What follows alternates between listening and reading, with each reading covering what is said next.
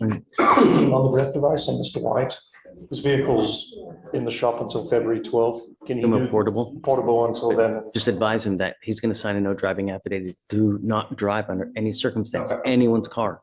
So we'll give him the portable device. Once he obtains the car, then we can switch it. So he's in a rental car right now.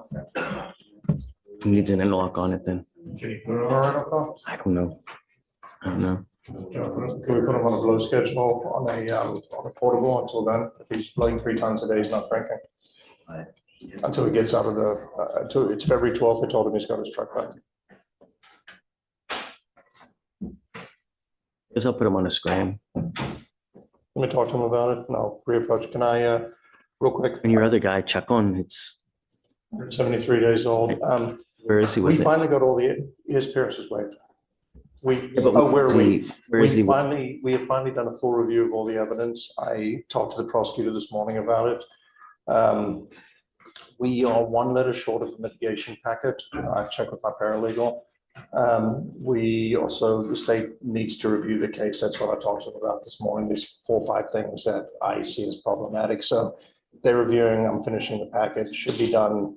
All right, folks, here's a quick legal sidebar. What they're talking about is a mitigation packet, the defendant's best attempt to say, "Judge, here's why you should go easy on me." It can include proof of employment, treatment programs, even character letters. The stronger the packet, the better the chance of avoiding harsher penalties. Here's the question. If you were the judge, would you be swayed by it, or should the offense speak for itself? By the end of the week, and I'll get it turned in. So if we could do one more reset, that'd be great. It's not going to be long, but I'll give you some time. Sure. And he's got to be here at the next setting, and then we'll figure it out. So tell me, has anything changed with the PTI programs? Any news? For DWI? Yeah. So what we are saying, PTI packets to Bernadette Abbey, but in like a bigger scale. She's having a lot to look at, but the criteria, I think she's being a little more strict. You have to actually submit the application now with the packet. So we submitted a packet 2 days ago. It was rejected because the actual application had to come with it. But any hardline rules, like anything above a 16 is denied, or anything above a 2? She's just in general, like she just denied one yesterday that was below 0.15, and that technically could have. Really? When she was telling us that. True first. I just know it's below 0.15. That's all she told us about it. But she's just being a little more strict on them. That doesn't bode well for my 0.2. Oh, I don't know specifics, Ron. We're still About, on is there still the line where if it's a 15, you need a mitigation packet? I believe so. Okay. All right. So we'll give you a couple weeks, and then, he's got to be here. Packet got to be done. Talk to him real quick about scram versus no driving affidavit versus. Yeah. You let me know what you want to do. I'll be right back. Thank you. Sure. Hi. Judge, good morning. Commissioner Approach? Yes, ma'am. Judge, I am back on Ms. Smith, Shanika Smith. Okay. I wanted to provide an update with the court. I know we spoke earlier this week. We called in Toxalock, which was the additional provider, and we're gonna. Tell me they said no. And they still said no. What? Her make and model for her vehicle, we called the service department because they kind of transferred around to the person who's in charge of it. They were placed on hold. They came back on and said, unfortunately, her vehicle would not. What is it? Is it? She has a Lexus 300. The egg, the bubble looking car? So I asked her for the make and model. She provided, and that's what I gave them. And Easy Locks was the first person she attempted. We then called Intoxilock, and they also could not install on her vehicle. And I don't know what it is about the vehicle, but they said no. So once we got that answer, we spoke with Ms. Gomez, because we know with the portable device, there's going to be some issues. She's asked me if we just have 2 weeks so that they can figure out with the new administration and the new changes that are coming with the program, if there's something we can work around of some sort, or something they can suggest. So she said in 2 weeks, we'll have it all figured out. Yeah, and okay, what not a problem, for sure. Yes.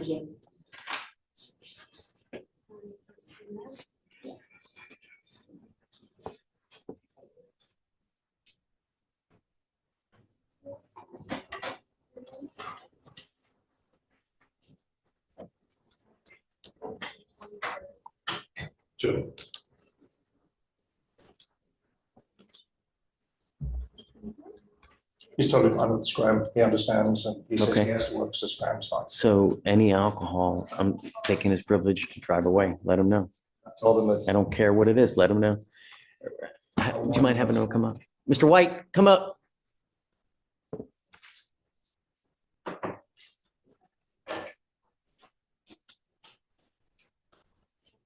is he gonna need to pay for the scram, Judge? Sorry? No, I never make anyone pay for it. I want you to understand that as soon as you get your car back, you must have the interlock on your own car.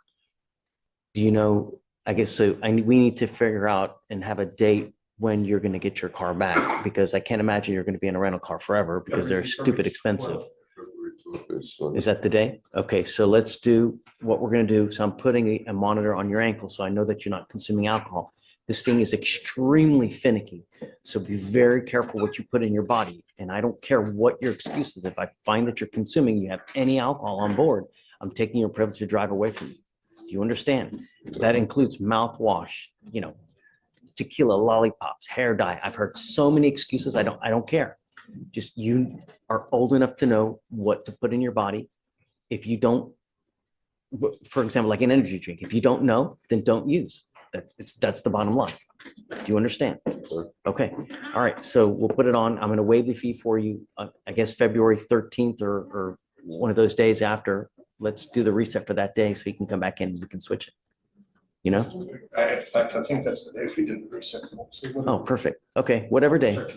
Yeah. Judge, Okay. so for the IID, for time after that, whenever he does get the IID, do you want to have the scram removed then as well? Yeah. Proof of the interlock installation first, and then we remove the screen. Yes, Judge. Yeah. And then also for that, did you want the no driving or? We're still- No, because he's driving a rental.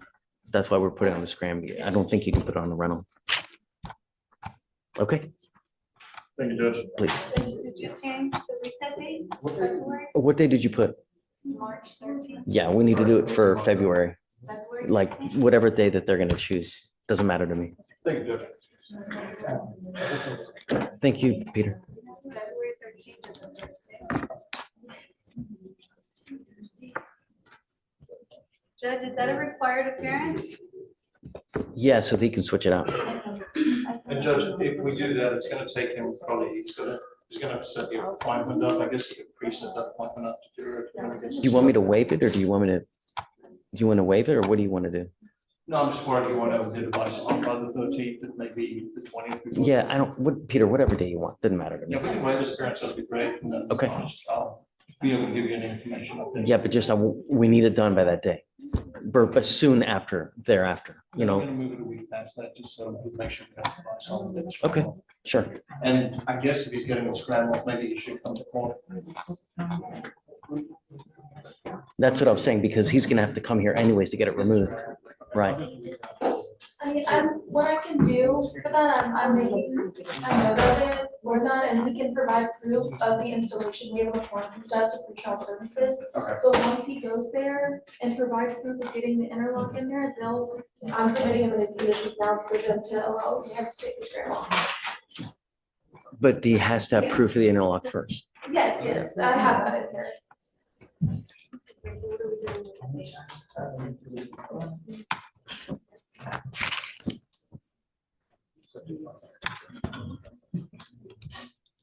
Judge, you said that's a required appearance?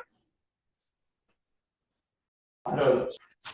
William, Gerard, come up. Also, Judge Fleischer is on Zoom. Yeah, I see him. I got him. Oh.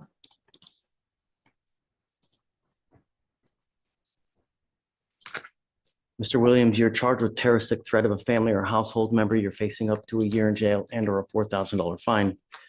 We're going to do probable cause. You have the right to remain silent. Anything you say can or will be used against you. You have the right to have an attorney present. If you cannot afford one, one will be appointed to you, sir. Yes, Judge. On December 29th, 2024, the officer is dispatched to a disturbance involving a weapon at an apartment in Harris County, Texas. The officer made contact with the complainant, who stated she and the defendant are in a dating relationship, that she left the club with a witness, and she received a call from the defendant asking where she was at.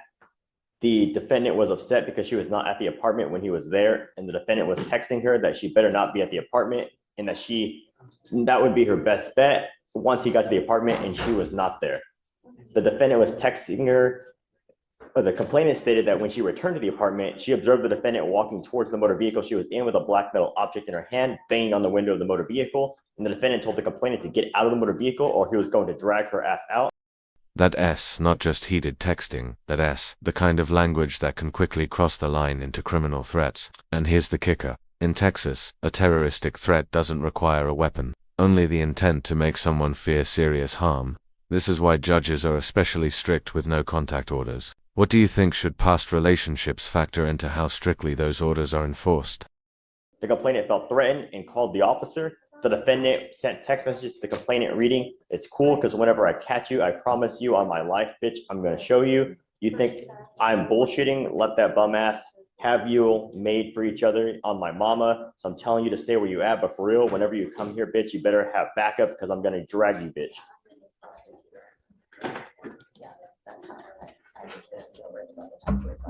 Mr. Williams, there is probable cause to go forward. I'm ordering you as a condition of your bond not to have any contact with this complaining witness and not to be in possession of weapons.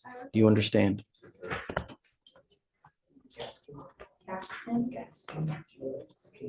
There is a protective order that has been issued in this case. Get to know it, because if you violate the protective order, the state can file a violation of protective order against you, and it's one of the worst cases you can pick up.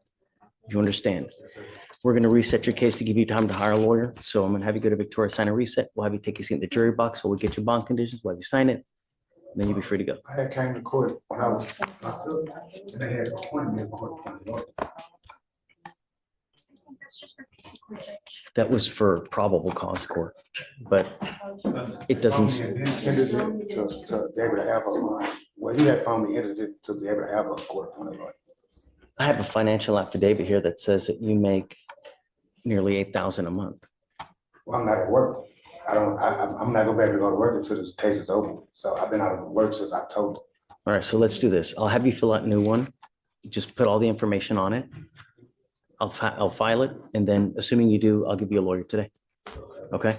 But I need you to fill out another one. I cannot give you a lawyer when I have an affidavit that says that you make that much. So I need to know the true number. No. Let's not talk about the case now. No, it's not about a case. It's about me going to work. I have my. Let's do this. Hold on. I don't want you to say anything where just let me have you look. Let me have you do this. If you qualify, I'll give you a lawyer. Talk to the lawyer. The lawyer can come talk to me. Okay? All right, please. All right, Judge, the second arraignment is right now, it's on the side there. Go ahead and sign it. Neela? Hugh, Hey, Judge. what's the word? Hi. Gerald Ennis, or Gerald Williams. Bond custody. He's on bond, yes. Okay. And I was just appointed to him. After speaking with him, he was placed on, they put a GPS monitor on him, and also a curfew. And Judge would like to see if we can get take the GPS monitor off. He already has a no contact order with the complainant. And he works in refineries, so he does 12-hour shifts where he's either working all night or then all day, and then he's also trying to do DoorDash as well. Is this? The problem is that he just pled to, if memory serves me right, Yes, he just pled to an interference. It's the same complaining witness, yes, Judge. right? And now he has a terroristic threat, same complaining witness, where he makes threats. Does he have any prior assaults against this person? I see a prior impeding breath. Yes, same complaining witness. That was dismissed. I can look at the reason for why it was dismissed. I'm near her, I don't. Did we get the she lives curfew with- taken off so he can work? That's the big thing. The GPS will stop, but that's, just so he can make a living, Judge. I mean, Come on. How do I know that he does that? he's no longer with the complainant as well, so they're broken up. And I don't want you to go anywhere near this complaining witness. I don't want you to go anywhere near where she works, where she lives, prays, nothing. So I don't want no more confusion with this situation. Wonderful. So, I already got all my belongings from over there. We no longer have communication with each other. I don't even want to deal with the situation because it's getting too much for me. If you know, I mean, we've been through this situation, you call the police on me, then. okay, I don't want you don't have to say, when you get cancer, you cut it out, otherwise it kills you. People can have that same effect on you. Right, we're working on the third, so cut it out. And that's it. I'm done. So he's asking me to take the curfew off. What do you do for a living? I work in a refinery, managing the contract to total safety. I actually have a job that's going on right now that they just called me on, that I have to almost miss due to the fact that I'm facing the truth. I just signed up for DoorDash. I'm just trying to keep myself busy. That way I don't have to be into no trouble at all. Okay, but I don't want any more issues. If I find one iota, I'm gonna go nuts. I promise you, you won't have to worry about it. Okay, all right, Hugh. I'm leaving it on for now, so that we know. And then please reach out to complaining witness, let her know what we've done, so that if she has any issues, let you guys know. You can bring it to our attention, then we go from there. Yeah? Absolutely. Okay, The all right, curfew, man. we're removing the curfew though. Right? Yep. Mr. Williams, just cut it up. Promise you. I'm done. All right, thanks, Judge. Thank you, Judge. Hey, Hey, Brandon. Judge, can I approach? Yeah, talk to me. I have a plea on Ramos Ramirez. Okay, ready, Can I call him up? please.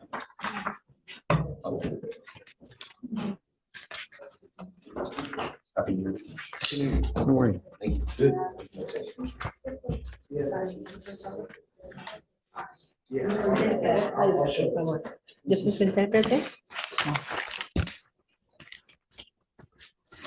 Mr. Ramos Ramirez, you were charged with reckless driving.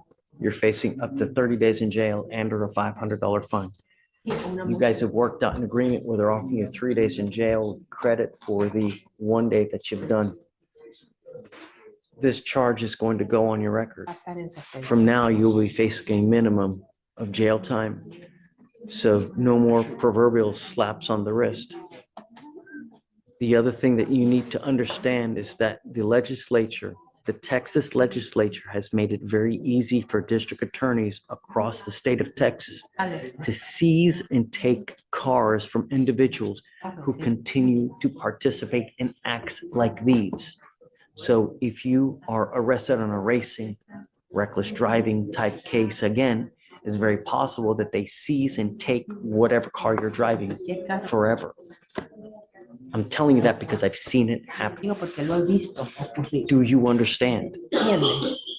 If you want to participate in these types of actions, there are certain places in Houston that you can go to do that. On our freeways where it's very unsafe, this is not the right place. Okay. You give up a lot of rights by entering into this agreement. You give up the right to a trial, right to compel witnesses to testify on behalf, confront and cross-examine your accusers. If you are not a citizen, there are possible immigration consequences. You can be deported, excluded from the country, denied naturalization. You give up the right to appeal. Once you accept this agreement, you can never change this, undo this. Is this what you want to do? Lo que usted quiere hacer. Okay. How do you plead to the office of reckless driving, guilty or not guilty? Culpable o no culpable. Guilty. I'm gonna find you. I will sentence you to the 3 days in jail. I'll give you credit for the 1 day that you've done. How old is he, Brandon? 22. What do you do for a living, sir? Do you work? Trabaja. Sí, Yes. What do you do? ¿Qué hace usted? una compañía de Houston dicen de mantenimiento de apartamentos. I work for a company, Houston, apartment maintenance.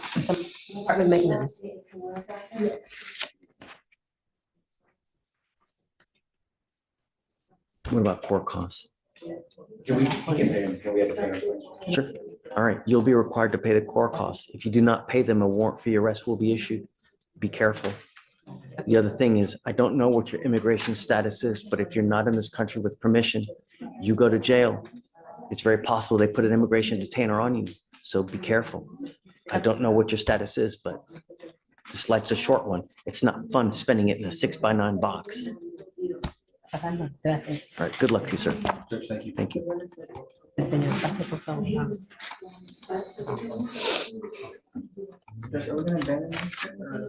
Yes, yeah, you got to abandon it.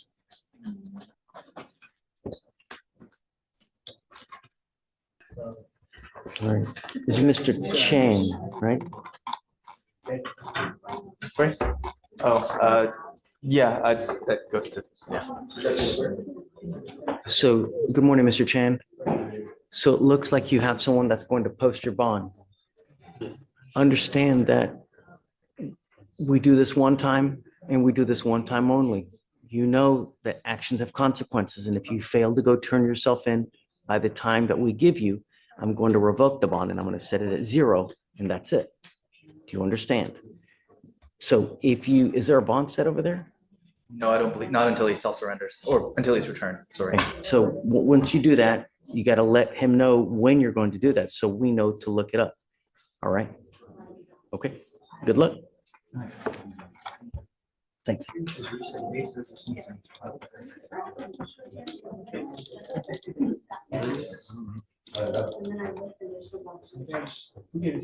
They did.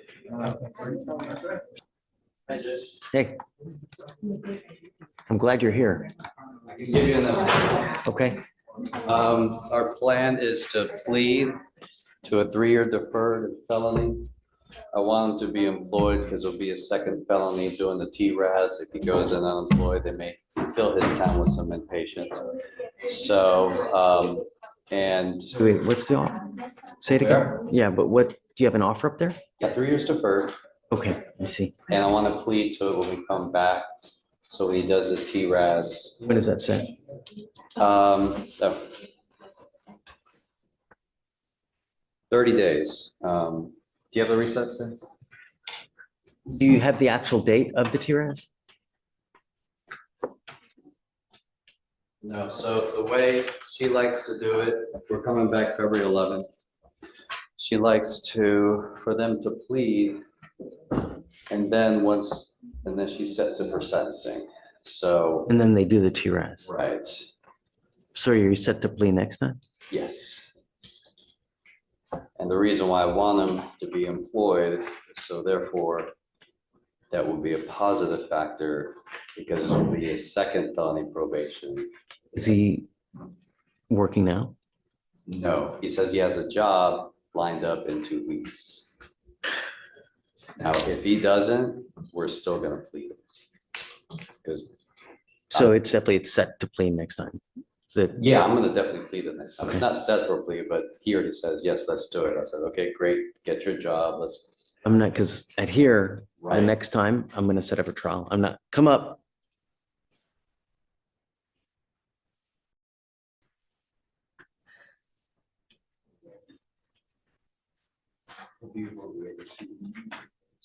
Don't worry about it. Fine. I'm glad you made it. This right here is golden advice from the bench. Half the effort equals half the results. In legal terms, preparation is everything. A well-documented, organized defense can be the difference between probation and prison. And let's be honest, that's true outside the courtroom too. Have you ever seen sloppy work completely ruin someone's chances? You are out of time. The next time you come here, if you've not resolved upstairs, because I'm not going to hold it forever, then I'm going to set your case for trial here. And that's it. He's giving you great advice on what to do. It's imperative that you follow the advice because it's what he's telling you to do is it's going to help you. Do you get what I'm saying? It would probably behoove you to go above and beyond the call of duty, because when you put your heart and soul into something, you can get damn near anything. If you bring something like on a bar napkin where it looks like you just did it 2 minutes before, you do a half-ass result or a half-ass job, you're going to get a half-ass result. It's like that in life with anything. Do you understand? So if it works, and then the agreement here is that this case gets dismissed once it gets taken care of upstairs, or what? There's no agreement yet, but I'm pretty sure they'll do that upstairs. I don't see that to be a problem. Okay, so we'll see what happens up there. If it just ends up getting reset again, You said it for that's it. I'm setting it for trial here. I'm not playing this game again. Your case is now 211 days old. By then it'll be nearly 250. I'm not playing this game. Next setting is player trial. Do you understand? Sure. Okay. All right, Frank. I think Judge. See you then.